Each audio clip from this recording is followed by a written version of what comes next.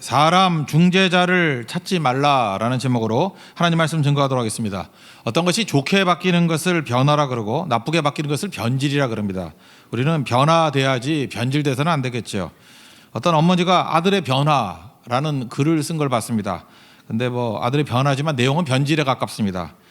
초등학교 때는 1촌이래요 아들이. 근데 중학교 때는 2촌이 되고 고등학교 때는 4촌이 되고 대학교 가면 8촌이 되고 장가를 가면 사돈이 되고 일을 잘하면 나라의 아들이 되고 돈을 잘 벌면은 장모의 아들이 되고 나중에 백수가 되면은 다시 평생 끼고 살아야 될 아들로 돌아온다라고 하는 서글픈 이야기입니다. 이런 아들 되면 안 되겠죠, 그죠? 점점 이렇게 좋아지는 것들을 변화라 그러는데 이렇게 안 좋은 쪽으로 변화되는 것을 그 변질이다 이렇게 얘기를 한다는 것입니다. 오늘 여기 보면 변질 얘기가 쭉 나옵니다. 총 6가지 이야기가 나오는데 앞에 3가지 이야기는 자기 이익만을 추구하게 될 때 우리 다 변질된다는 거예요. 여기 나오는 사람도 다 지도자들이거든요. 그런데도 불구하고 이렇게 자기 자신의 이익만 추구하면은 변질된다. 이게 앞에 3가지 이야기의 핵심이에요.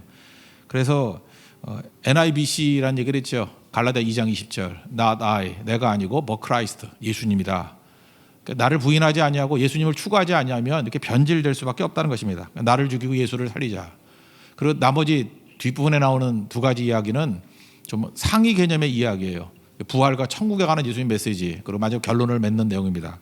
그 2가지 내용을 한번 살폈으면 좋겠습니다.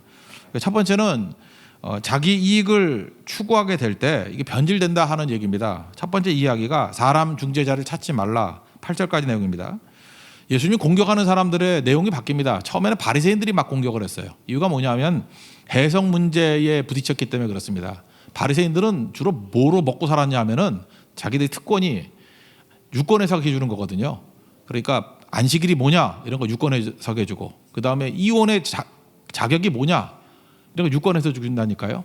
그러니까 뭐 기분이 상하거나 이거 아니다라고 할 때 그 바리새인들이 그걸 유권 해석을 줬습니다. 그러니까 돈 주면은 유리하게 해주고 안 주면은 엉터리를 해주고. 그러니까 안식일 문제 뭐 이런 거 나오거나 뭐 이혼 문제 이런 거 나오면은 바리새인들이 길길이 뛰는 이유가 그거예요. 자기들의 이익과 충돌이 일어나기 때문에.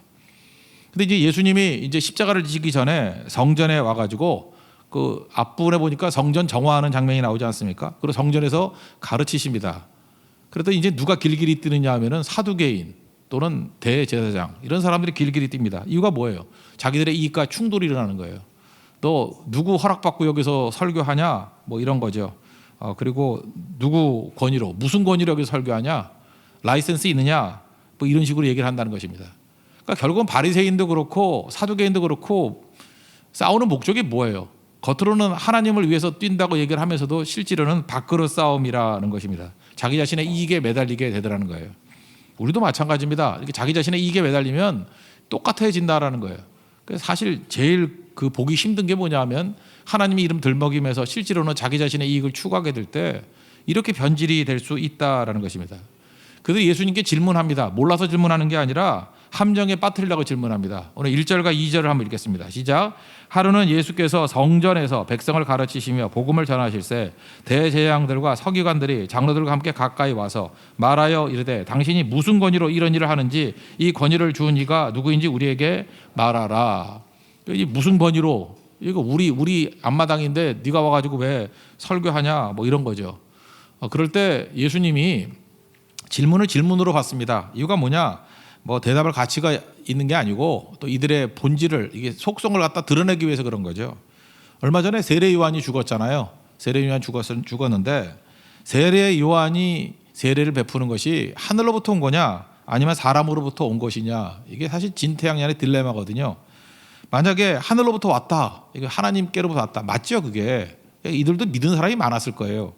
근데 왜 너희들은 안 믿었냐? 하늘로부터 왔다는데 왜 안 믿느냐? 그러면 할 말이 없잖아요. 또 반대로 사람으로부터 왔다, 그런데 대다수의 민중들은 세례 요한을 선지자로 여겼습니다. 그러면 말도 안 돼 그러면서 반발 가지고 이렇게 돌로 쳐서 죽이려고 그랬다고요. 그러니까 어떻게 합니까? 이렇게 얘기해도 문제, 저렇게 해도 문제니까 모른다. 예수님께서 씩 웃으셨겠죠. 나도 말하고 싶지 않다. 이러고 넘어갔다라는 것입니다. 여기서 뭘 드러내는 거예요? 이런 사두개인들의 외식을 드러내는 거죠. 입으로는 맨날 하나님을 위해서 그러면서 자기 자신의 이익이 걸린 문제에 있어서는 그렇게 떠들던 사람들이 입 다물고 있더라는 거예요. 그러니까 이걸 뭐라 그러죠? 비겁한 침묵. 자기한테 유리할 때는 막 떠들어대다가 조금만 불리할 듯 하면은 비겁한 침묵. 이건 가짜라는 거예요. 이게 다 엉터리다. 이것을 드러내주고 있다라는 것입니다. 그러므로 여러분 잊지 말아야 될 게 뭐냐면 많은 순간에 하나님 앞에 나아갈 때 잠깐 중간에 사람 끼게 만드는 거 이거 좋은 거 아닙니다. 하나님 앞에 우리 직접 나아갈 수 있잖아요. 예수님 십자가 지셨습니다. 그때 십자가에서 운명하실 때 성전 휘장이 위로부터 아래로 찢어졌다는 얘기가 나오죠. 그 얘기는 무슨 얘기예요? 하나님 앞에 나아갈 때 사람 중재자 없이 우리가 직접 기도로 나갈 수 있게 만든 새로운 길을 열어주셨다는 것입니다. 히브리서 10장 19절 보니까 예수의 피를 힘입어 성소에 들어갈 담력을 얻었나니 그 길은 우리를 위하여 휘장 가운데로 열어놓으신 새로운 살 길이요 휘장은 곧 그의 육체니라. 예수님의 십자가의 죽음으로 말미암아 우리 하나님 앞에 직접 나갈 수 있는 기도의 길이 열렸다라는 거예요. 그래서 여러분 잠깐만 중간에 누구 끼어가지고 뭐 심지어 목사도 마찬가지다. 목사 끼고 뭐 사람들 끼고 해가지고 그러면 거기 이익이 들어간다니까요. 그런 사람들 이익이 들어가서 왜곡시킬 때가 많이 있다는 것입니다. 예배를 통해서 하나님 직접 만나야 되고 기도를 통해서 주님 앞에 직접 나가는 거 이게 성경 정신이라는 것입니다. 그래서 이 메시지 중에 하나가 뭐예요? 사람은요 악한 존재들입니다. 다 자기 이익 때문에 뛰는 존재가 많다라는 거예요. 그래서 사람이 끼면 낄수록 변질됩니다. 그러니까 사람 중재자를 찾지 말라. 이게 적용적인 메시지라는 거예요. 두 번째 나오는 얘기는 뭐냐 하면은 거기 악한 농부들 얘기가 나오죠. 청지기의식까지라는 거예요. 이 사람들이 왜 이렇게 악해졌냐면 이게 내 것이라고 생각했기 때문에 그런 일이 벌어지게 되었다는 것입니다. 여기 예수님 비유를 드는데 어떤 주인이 있는데 농부들에게 포도원 농부들에게 맡기고 타국으로 먼 시간 떠났답니다. 그러니까 주인이 있으니까 그 소출의 일부분 뭐 옛날 같으면 한 20% 정도를 이렇게 내라 그랬대요. 그런데 안 내겠다는 거예요. 그죠? 이게 내 거라고 생각하는 거예요. 그래서 종을 3번 보냈잖아요. 첫 번째 종 보내니까 때리고 두 번째도 때리고 세 번째도 때리고. 그래서 사실은 이 정도쯤 돼버리면 주인이 힘이 있거든요. 이거 다 해골시켜버리든지 군대를 보내가지고 딴 성경 보면 군대가 있다 그랬어요. 아주 힘 있는 사람이에요. 다 쓸어버릴 거다 이렇게 할 수도 있는데 계속해서 이렇게 보내고 나중에는 사랑하는 아들까지 보내는 이유가 뭐겠습니까? 구원받기를 원하는 하나님의 마음이에요. 한 번, 두 번이 아니라 진심으로 이 악한 농부들조차도 구원받기를 원한다 하는 하나님의 마음 그런 걸 느낄 수가 있다는 것입니다. 그래서 종들 보내니까 안 되니까 내 아들 보내면 말 듣겠지. 그래서 아들을 보냈다는 거죠. 아들이 누굽니까? 예수님이 아니에요. 그랬더니 농부들이 한다는 얘기가 뭐예요? 상속자 왔구나. 저놈 죽이면은 이제 완전히 우리 것이 돼. 그러면서 예수님까지 죽였다. 이런 비유를 들었다라는 것입니다. 그러니 주인이 가만두겠냐? 이런 녀석들은 다 진멸시켜버린다. 그런 얘기죠. 이건 한번 읽어봅시다. 13절부터 16절까지 읽겠습니다. 시작. 포도원 주인이 이르되 어찌할까? 내 사랑하는 아들을 보내리니 그들이 혹 그는 존대하리라 하였더니 농부들이 그를 보고 서로 의논하여 이르되 이는 상속자니 죽이고 그 유산을 우리의 것으로 만들자 하고 포도원 밖에 내쫓아 죽였느니라. 그런데 포도원 주인이 이 사람들을 어떻게 하겠느냐? 와서 그 농부들을 진멸하고 포도원을 다른 사람들에게 주리라 하시니 사람들이 듣고 이르되 그렇게 되지 말아지어다 하거늘. 그러니까 이 주인은 하나님이고 이 악한 농부는 지금 거기 지도자들 그런 사람들을 말하는 것이고 아들은 예수님이겠죠. 이들이 이렇게 했던 이유가 뭐겠어요? 내 것이라고 생각하기 때문에 그렇다는 거예요. 여러분 이게 지금 이 악한 농부가 딴 사람 얘기입니까? 우리일 수도 있다라는 거예요. 하나님께서 우리에게 주인이 우리에게 주셨습니다. 여러 가지 맡겨주셨어요. 최고는 뭐죠? 우리 생명을 맡겨주셨어요. 맡겨주신 거 가지고 일부분을 달라 그러는 거예요. 그죠? 주인이 요구하기를. 그죠? 우리 예를 들어서 뭐 은사를 좀 나누지 않을래? 아니면 내가 하는 일에 대해서 이렇게 동참해 주지 않을래? 주인이 요청하는 거 아니에요. 그러면 예 주인 맞습니다. 그리고 따라가는 게 맞는 건데 우리는 그거에 대해서 화를 낸다는 거예요. 아니 내 거 왜 건드냐고. 내 거 아니잖아요. 왜 내 거 빼앗아 가냐고. 지금도 여러분 예수 믿는 사람 가운데 그러잖아요. 하나님께서 무슨 일을 시킨다 그러면 하나님 왜 나만 시키냐고. 왜 내 거 빼앗아 가냐고. 이게 내 시간인데 내 재산인데 왜 내 거를 잠깐 건드냐고.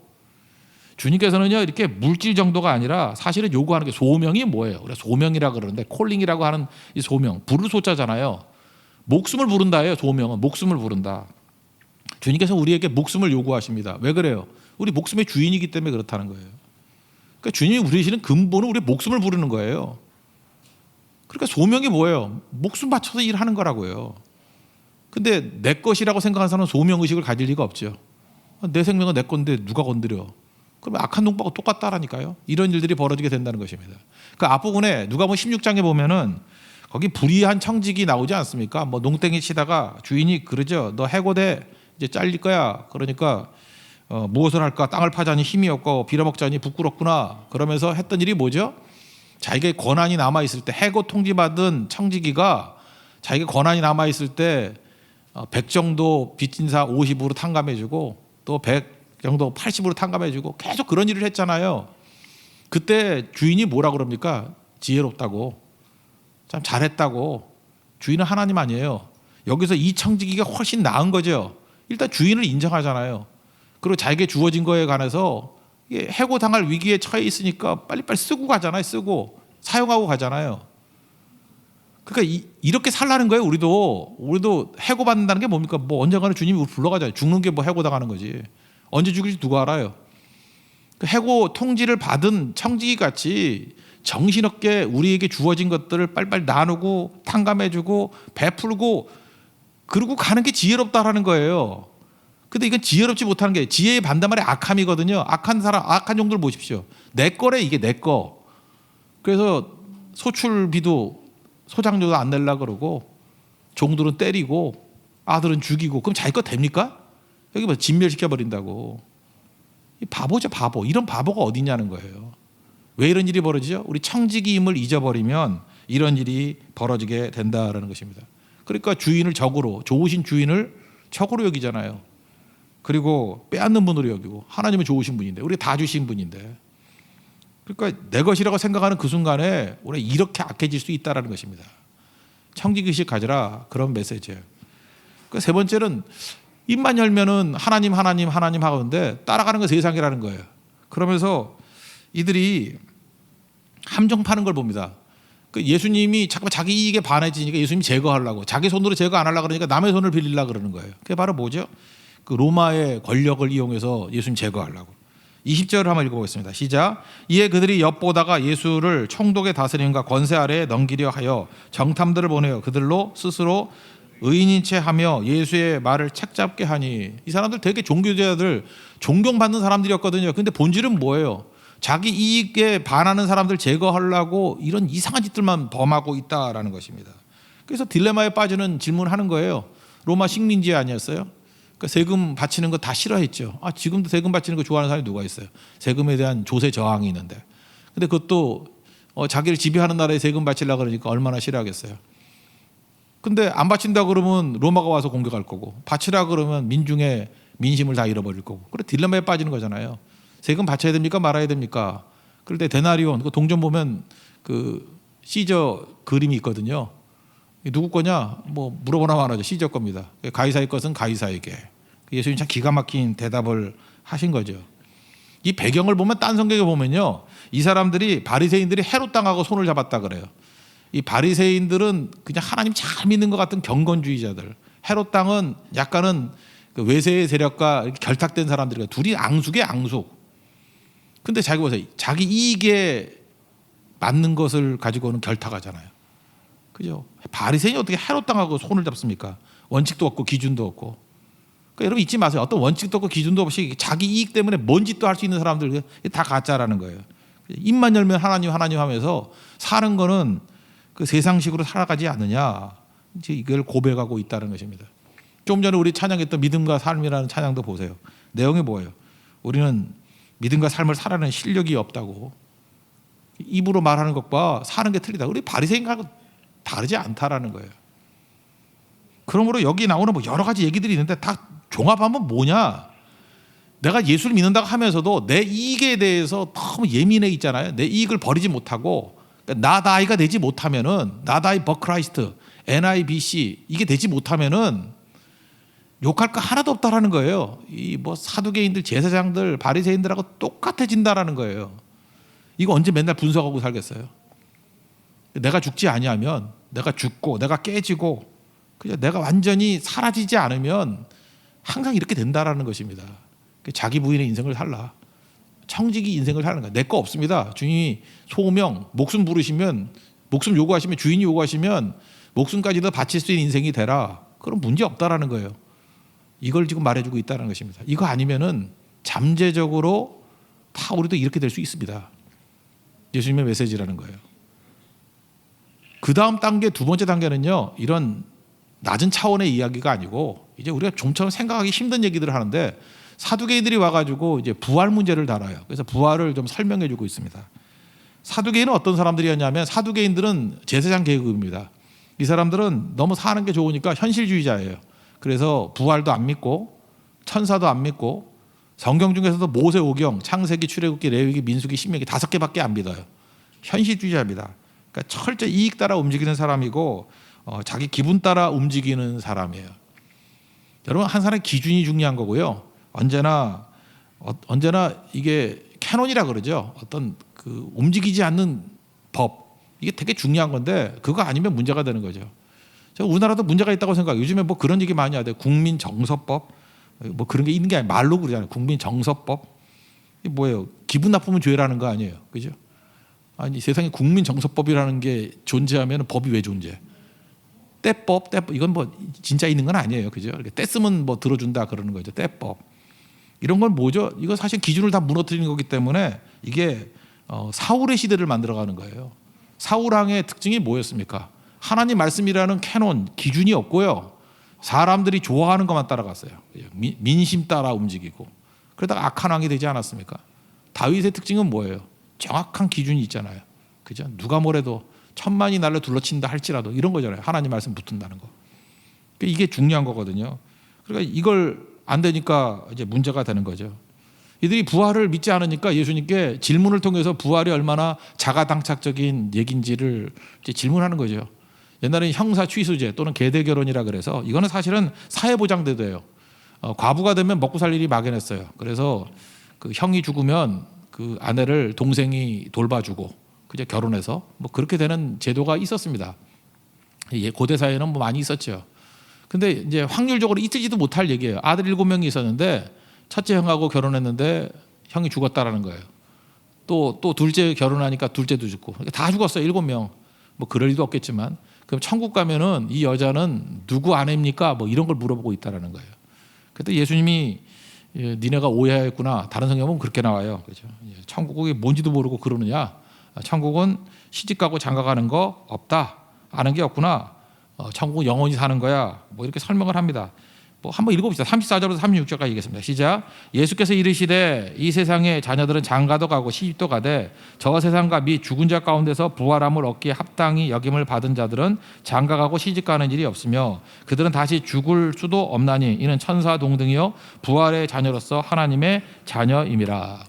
여러분, 부활에 관해서는요, 우리가 죽고 난 다음에 부활이 있다 이거는 이제 알지만 정확하게 부활의 내용이 뭔지는 성경에 제시한 것 이상은 사실은 잘 모르는 거예요. 일단은 여러분, 부활은요 몸의 부활이에요. 우리 몸이 부활하는 거거든요. 근데 똑같은 이 몸은 아니에요. 예수님도 부활하시고 난 다음에 이렇게 문이 닫혀 있는데 거기 안에 들어오시잖아요. 그러니까 그런 걸 보면은 문 닫혀 있어도 뭐 들어가는 거다 그 정도는 알 수 있고, 그렇다고 또 도마가 왔을 때 손바닥에 못자고 보여주고 하는 걸 보면은 걔도 연속성도 있는 거죠, 그죠? 그러니까 그 정도예요, 그 정도. 우리가 어떤 몸을 입을지 잘 모른다. 그래서 여러분 잠깐만 그런 질문 하지 말라고요. 그 우리가 몇 살짜리로 부활합니까? 잠깐만 그러는데 나도 몰라요 그거. 그러니까 우리 아버님 같은 분은 이제 84세인데 저 모양으로 부활은 안 하겠죠, 그죠? 그러니까 뭐 한 20살로 부활할지 그건 몇 살이 문제가 아니고 중요한 건 뭐냐 하면은 연속성, 분명히 아이덴티티, 그 사람이란 건 알아요. 근데 그 몸은 아닐 거라고. 성경에 이제 고린도전서 15장 같은 데 비유를 드잖아요. 씨에서 나무가 나오죠. 근데 씨 보고 나무 알아요? 여러분들 뭐 해바라기 씨 보고 해바라기가 보이나 씨에서? 씨는 다 비슷비슷하지 않아요? 그죠? 씨를 보면서 나무를 연상할 수 있냐고. 근데 씨에서 나무가 나오는 거죠. 그런 거라는 거예요. 이 세상에 우리 몸에서 부활의 몸이 연속이 돼 있다. 이것도 뭐가 예를 들 수 있나? 그 번데기 이게 꽃이잖아요, 꽃이. 번데기에서 나비를 연상할 수 있어요? 번데기는 징그러운 나비 예쁘잖아, 그죠? 그렇게 된다고. 여러분 번데기 같이 생겼으면 나중에 나비 돼요. 예, 이렇게 변한다고.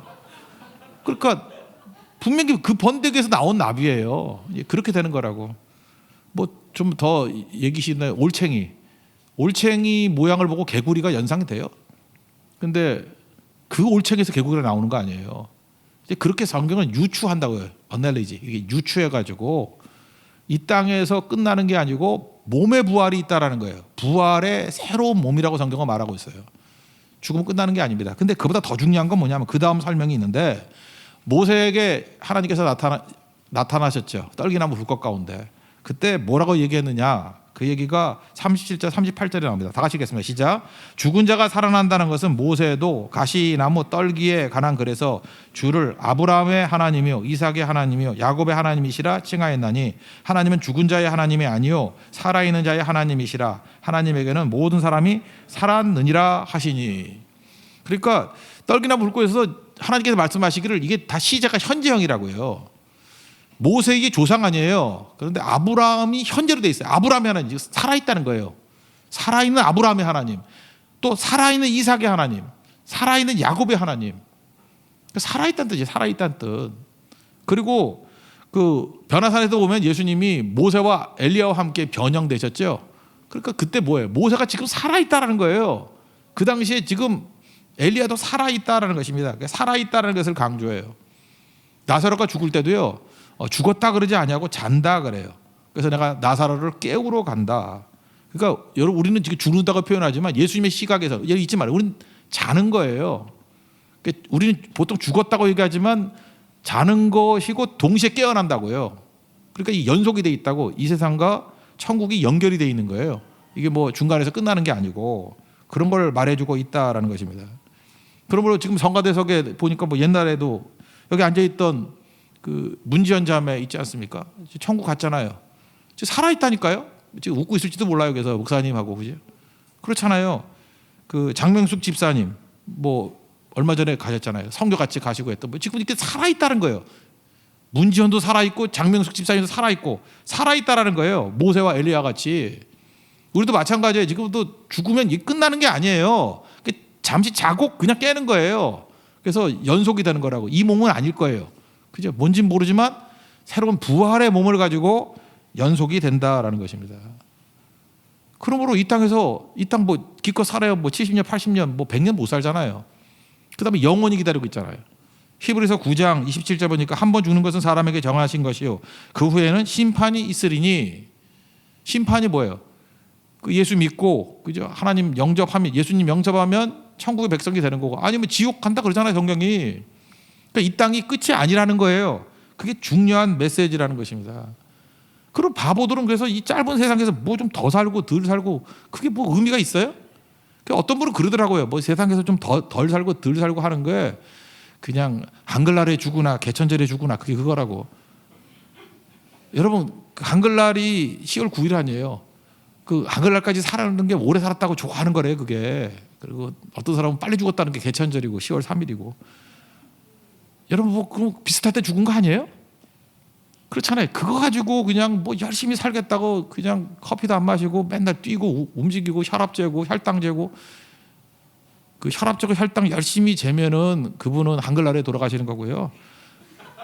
그냥 맨날 라면 먹고 혈압 올라가고 맨날 이러면은 한글날에 가시는 거예요. 그냥 그게 그거예요. 그러니까 주님 앞에 충성 다 하면은 뜻 다 이루고 가는 거니까 신경 쓰지 말라. 뭐 이런 얘기죠.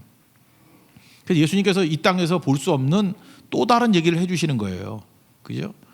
부활이 있다라는 거예요. 부활이 있고 거기는 시집가고 장구가는 그런 게 아니고 영원한 몸이 있다. 뭐 성이 있는 게 아니라는 거 거기에는. 그리고 분명하게 자는 거다. 연속성이 있다라는 거예요. 가이가 하면 여러분들 다 알아볼 거라고. 그죠? 다 알 수 있다라는 것입니다. 그런데 이 몸은 아닐 거라고. 이 정도예요. 예수님께서 우리가 모르는 얘기들을 설명해 주시고 있는 거고요. 그다음 다섯 번째 이야기에서는 예수님이 직접 질문을 하십니다. 그러면서 야 그리스도가 다윗의 자손이냐? 근데 왜 다윗이 주라 그랬느냐라고 하는 성경 말씀을 인용하면서 육체적으로 보통 말할 때 다윗의 후손으로 메시아가 왔다, 그리스도가 왔다라고 하죠. 육체적으로는. 근데 예수님이 뭐라고 말씀하냐면 다윗 시대에 우리가 성경에서 모르는 얘기예요. 하나님께서 다윗에게 메시아를 보여줬다라는 거예요. 알려줬다라는 거예요. 그래서 알고 있었다는 거예요. 그래서 다윗이 주라 그랬다. 뭐 그런 얘기입니다. 41절부터 44절까지 읽겠습니다. 시작. 예수께서 그들에게 이르시되 사람이 어찌하여 그리스도를 다윗의 자손이라 하느냐. 시편에 다윗이 친히 말하였을 주께서 내 주께 이르시되 내가 내 원수를 내 발등상으로 삼을 때까지 내 우편에 앉았으라 하셨도다 하였느니라. 그런즉 다윗이 그리스도를 주라 칭하였으니 어찌 그의 자손이 되겠느냐 하시니라. 그러니까 뭐예요? 우리는 성경 잘 모르지만 다윗에게 하나님께서 말씀해 주셨다는 거예요. 그죠? 예수님이 곧 육체적으로 네 후손으로 오는 것 같이 올 거다. 그래서 그 오실 메시아를 바라보고 주라 그랬다라는 거예요. 심지어 다른 성경을 보면 아브라함에게도 그랬다는 거예요. 요한복음 8장 56절부터 보면요. 너희 조상 아브라함은 나의 때 볼 것을 즐거워하다가 보고 기뻐하였느니라. 아브라함이 예수님 바라보고 막 기뻐했대요. 유대인들이 이때 내가 아직 50세도 못 되었는데 아브라함을 봐. 예수님 노안이었는가 봐. 33살인데 50도 못 해요. 기분 나쁘겠죠. 그죠? 그냥 33살이면 좀 늙어 보이면 40도 안 됐는데 그래야 되는데 50도 안 됐는데 노안들은 힘내십시오. 예수님도 노안이었어요. 그러니까 그거 보라고요. 그때 예수님이 뭐라 그러냐면 진실로 진실로 너에게 이르노니 아브라함이 나기 전부터 내가 있느니라 이렇게 말씀하시잖아요. 예수님이 하나님이시라는 거죠. 그죠? 이렇게 예수님이 이건 질문할 수가 없잖아요. 이런 질문하지 못하는 얘기들을 알려주신 거예요. 그래서 하나님께서 친히 다윗에게 메시아를 알려주시고 아브라함에게 메시아를 알려주셨다. 이런 말씀입니다. 이런 게 이해, 납득, 공감이 됩니까? 안 되죠. 이건 상위 개념이에요. 부활도 굉장히 상위 개념, 그리고 이런 천국 메시지도 굉장히 상위 개념, 이런 거 알려주셨다라는 거예요. 이건 우리가 다 이해할 수 있는 게 아니에요. 경험할 수 있는 내용들이 아니기 때문에 그래서 이 말씀을 믿고 나가라는 거예요. 그러니까 예수님의 내용은 뭐예요? 요약하면은 자기 이익 가지고 뛰는 이런 엉터리 같은 지도자들 너무 믿지 말라는 거예요. 사람이 중간에 끼면 안 된다는 거예요. 사람이 중간에 끼는 것들, 저 같은 설교자도 마찬가지예요. 이게 너무 목 사놓고 믿을 게 안 돼요. 믿으면 안 되는 이유가 뭐냐 하면 자기도 모르게 사람이니까 자기 이익에 휩쓸리잖아요. 그러니까 목사도 어떻게 해야 돼요? 여러분 제발 그런 소리 하지 마세요. 너도 살지도 못하면서 약간 그런 설교 하지 마라. 그 말이 제일 위험한 말이에요. 무슨 얘기냐면 내가 살아야 되는 수준만 설교한다 그러면 그게 이 목사교지 예수교가 아니잖아요. 안 그래요? 맞습니다. 말씀 증거하는 대로 못 살아요. 못 살고 개차만 넣어 살아요 진짜. 그렇지만 말씀 전할 때는 내 수준에서 전하는 게 아니라 하나님 말씀 수준에서 전해야 된다고. 그래서 전할 때마다 사실은 나를 통과하는 거예요. 나한테 하는 얘기예요. 내가 찔리고 깨지고 그 말씀에 주목을 해야 되는 거지. 중간에 사람 잠깐만 끼면 안 된다고. 사람 끼면은 그러니까 기도도 직접 해요. 뭐 기도해달라 잠깐 그런 소리 하지 말고 중보기도도 필요한 거지만 뭐 누가 뭐 기도해주면 병 낫고 이런 거 잠깐 생각하지 말고 휘장이 갈라졌잖아요. 그러니까 잠깐 사람이 끼어들면은 이익이 끼어든다니까요. 여러분 그거 못 보셨어요? 성교지 같은 데 가가지고 그렇게 우리가 구제품을 보내잖아요. 그럼 배달 사고가 꼭 일어나. 꼭 1억을 보내놓으면 현장에 가보면 2천만 원도 안 가 있어. 그 사람이 끼면 낄수록 그래서 우리가 하는 일이 뭐예요? 할 수면 직접 사람이 그래. 사람은 다 자기 이익 때문에 뛰는 사람들이 많아요. 매번 그렇다고 매번. 사람이 배제가 되면 될수록 좋은 거예요. 사람 중재자라고 믿지 말라고요. 그 얘기예요. 이익이 배제돼. 그러니까 우리는 하나님이 할 때 어떻게 해야 돼요? 할 수만 있으면 이러한 장애가 되지 않기 위해서는 자기를 죽이는 거예요. 자기 이익을 죽이고 Not I but Christ. 그죠? 이게 중요한 거라는 거예요. 그럼 이것만 잘해 보면 윤리밖에 더 돼요?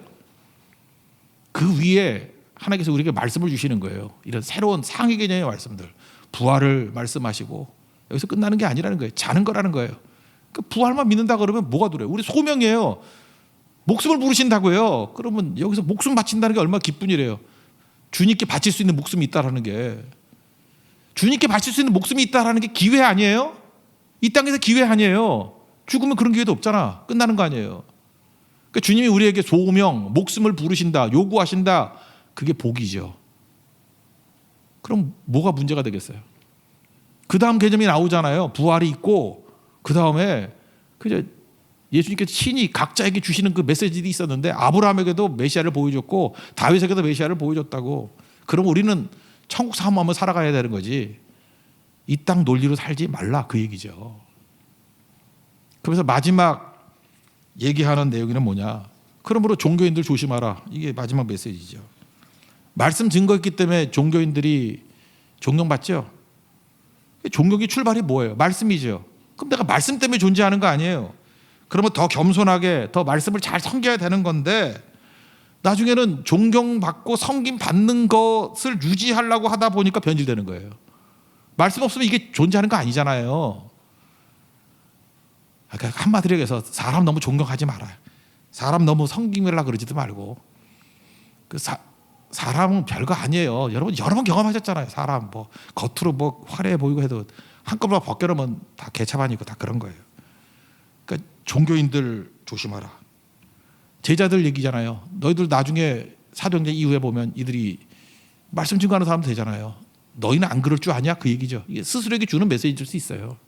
정신 차리고 죽게만 나아가는 종 되기를 원한다. 그런 농담 있잖아요. 뭐 천국에 목사가 천국 가면 큰 환영을 받는다며. 왜냐하면 좀처럼 오지 않기 때문에.